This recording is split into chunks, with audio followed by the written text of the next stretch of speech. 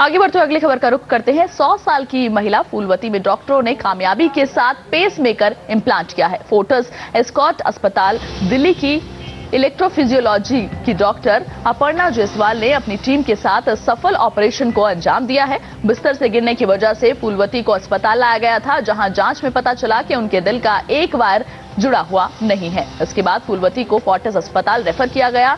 Doctor Aparna का कहना है कि इतनी उम्र में फूलवती को पेसमेकर लगाना बड़ा चैलेंज था, लेकिन डॉक्टरों ने तमाम चुनौतियों से लड़ते हुए फूलवती को पेसमेकर लगाने का फैसला लिया और अब वो पूरी तरह से सुरक्षित हैं।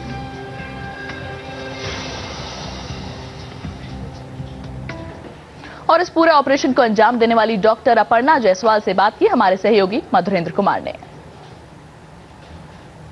100 साल की एक महिला को नई जिंदगी देने वाली डॉक्टर अपर्णा जायसवाल हमारे साथ मौजूद हैं, जो कि एस्कॉर्ट में कार्डियोलॉजिस्ट हैं।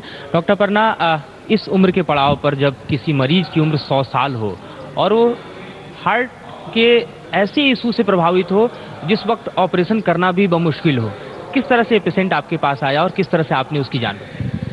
जी देखिए, ऐसा है कि पेसमेकर लगाना कोई बड़ी बात नहीं होती है, लेकिन जब हम एक पेशेंट की उम्र देखें, एक 100 साल की उम्र की पेशेंट देखते हैं तो हम सब घबरा जाते हैं। घबरा इसलिए जाते हैं क्योंकि उस उम्र तक आते आते जो हमारा शरीर है बहुत फ्रेजाइल हो जाता है। ऐसे मरीजों में किसी प्रकार का भी प्रोसीजर करना कॉम्प्लिकेशन सहित हो सकता है।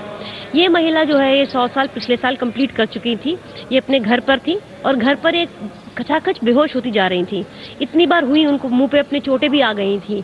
तो इनकी फैमिली इनको एक और हॉस्पिटल में लेकर गई और वहां पर यही बताया गया कि भी आपको पेसमेकर की जरूरत रहेगी। जो फैमिली थी वो समझ गई थी, लेकिन यही इशू था कि भी एक 100 साल की उम्र के मरीज में वो खुद भी घबराए हुए थे कि क्या करें। फिर उन्होंने हमसे कांटेक्ट किया। उनको हम लोगों ने बोला कि भाई यस, थोड़ा आपको रिस्क उठाना चाहिए, लेकिन आना चाहिए आपको, कॉम्प्लिकेशन को से मत घबराइए। उनका बड़ा कॉन्फिडेंस रहा हम सब पे। वो पेशेंट को लेकर आए। अब जब पेशेंट हमारे अस्पताल में शिफ्ट हुआ तो पेशेंट को हमने देखा, पेशेंट बहुत ही छोटी हो चुकी थी, 100 साल की थी, लेकिन सबसे अच्छी बात है कि उनको मालूम था कि उनके आसपास क्या हो रहा है, बहुत अलर्ट थी।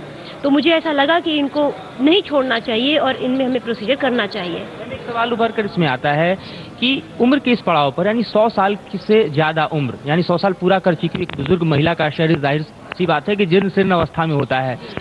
कितने कॉम्प्लिकेशंस आए जब आप ऑपरेट करना शुरू किए और किस तरह के प्रीवियस प्लानिंग्स से आपको गुजरना पड़ा जिससे आप सफल ऑपरेशन कर पाए? जी, तो देखिए, ऐसा है कि जब हम भी इतने पेशेंट्स प्रोसीजर में करते हैं, लेकिन 100 साल की उम्र में हम भी बहुत कम करते हैं, बल्कि ये दूसरा ही पेशेंट रहा होगा जो हमने इतनी उम्र में किया होगा।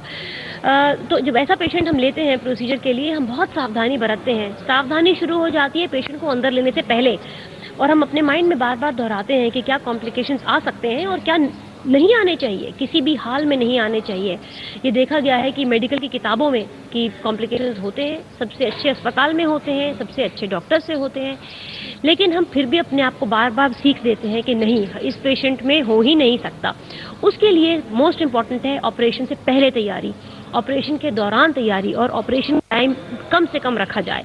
तो हमने प्लान किया था कि इस पेशेंट का प्रोसीजर टाइम 20 से 25 मिनट से ज़्यादा नहीं हो सकता, क्योंकि ना तो इस पेशेंट को हम जनरल एनेस्थीसिया दे सकते हैं, ना इस पेशेंट को हम अच्छी तरह से सुला सकते हैं, जिसमें कि जनरल नहीं देते हैं लेकिन बेहोश कर देते हैं। तो हमारे पास केवल 15 से 25 मिनट थे जिसमें कि हमें पूरा काम कर देना था। तो ये हमने अच्छे से तैयारी करी, पेशेंट को सक्सेसफुली प्रोसीजर किया और पेशेंट को अपने फैमिली को वापस किया, और पेशेंट कल हमारे अस्पताल में चलती हुई आई थी। तो यही हमारी सक्सेस है कि भाई हमने पेशेंट को ठीक कर घर भेजा और वापस पेशेंट अब हमारे पास लौट के आ रही हैं। खबरों का सफर आगे भी जारी है, बने रहिए न्यूज़ नेशन के साथ।